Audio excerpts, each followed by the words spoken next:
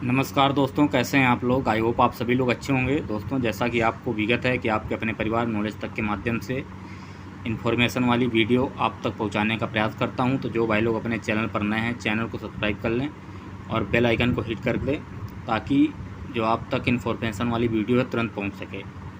आज एक आपके सामने वीडियो लेकर के आए हैं, बहुत इम्पोर्टेंट टॉपिक था ये। तो और जो भाई लोगों को पूरा संस्करण चाहिए कि मैं बोल करके सुनाऊं आपको पूना समझौता, ठीक है, तीनों गोलमेज सम्मेलन का मैं जो है सार के साथ में आपको सुनाऊंगा।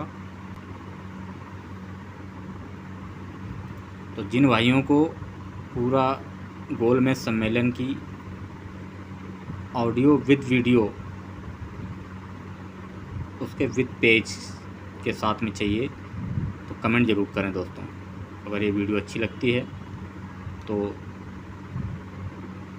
हमको सुझाव ज़रूर दें। चलो वीडियो को स्टार्ट करते हैं। आज का जो हमारा मेन टाइटल रहने वाला है, बाबा साहेब ने जो भारतीय सेना में भर्ती पर भाषण दिया था 16 जनवरी 1931 को,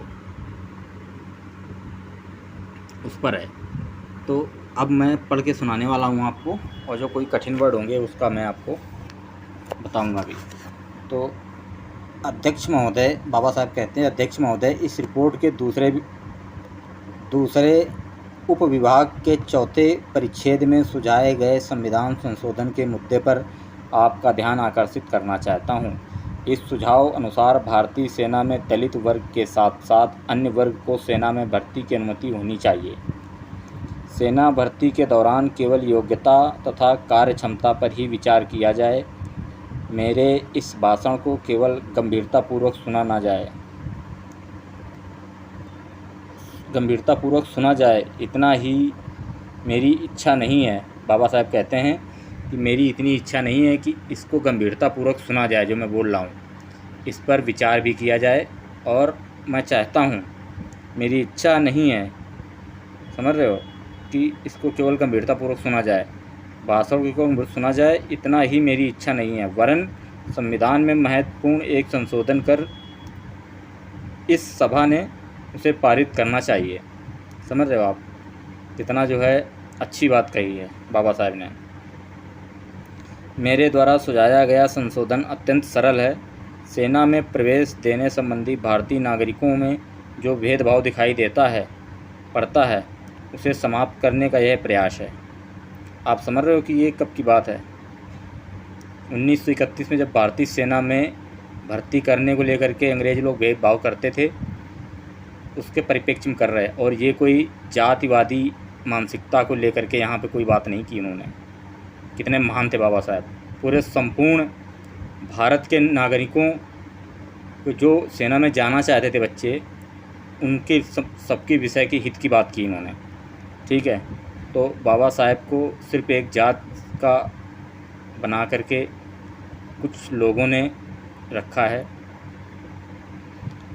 चलो उस पर हम नहीं जाएंगे, बाद में चर्चा करेंगे। सेना में प्रवेश देने संबंधी मेरे द्वारा सुझाया गया संशोधन अत्यंत सरल है। सेना में प्रवेश देने संबंधी भारतीय नागरिकों में जो भेदभाव दिखाई पड़ता है उसे समाप्त करने का यह प्रयास है। मूलतः दलित वर्ग के विशेष अधिकारों का संरक्षण हो, इस दृष्टि से मैंने यह संशोधन सुझाया है।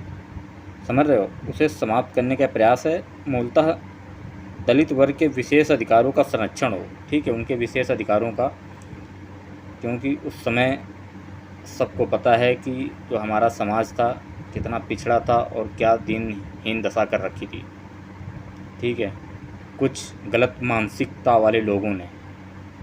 अभी भी मौजूद हैं कुछ लोग। इस दृष्टि से मैंने संशोधन सुझाया है, परंतु यह करते समय मैं परिषद को कुछ विशेष करने हेतु निवेदन कर रहा हूँ। ऐसी बात नहीं है। वास्तव में भारतीय सरकार के कानून प्रत्यक्ष रूप से व्यवहार में आए हैं, यही मेरी मंशा है।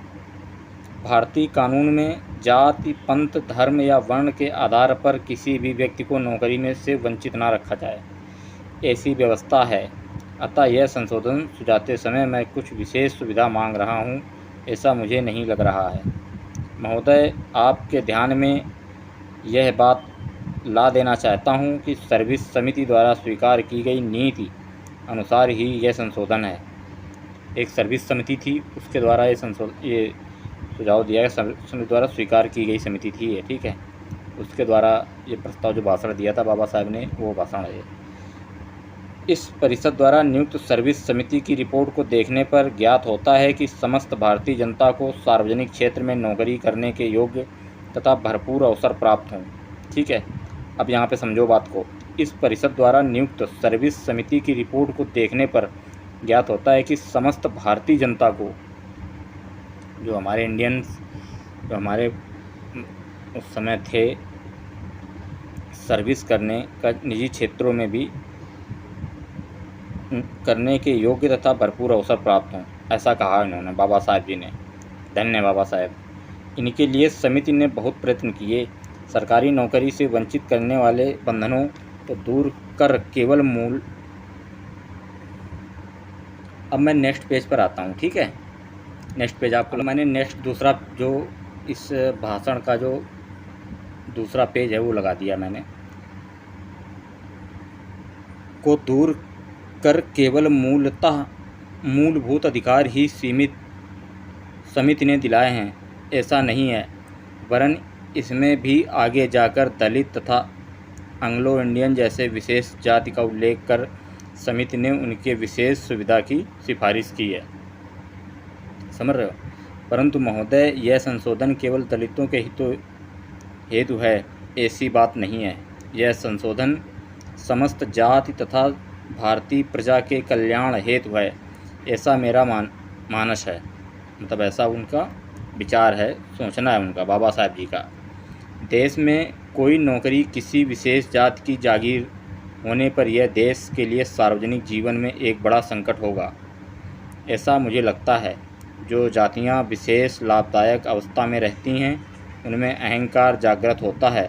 बस इतने से के लिए यह गंभीर संकट है, ऐसा मैं नहीं कहता हूँ, वरन समस्त जनता को अपनी रक्षा हेतु किसी एक विशेष जाति वर्ग पर आश्रित रहना पड़ता है।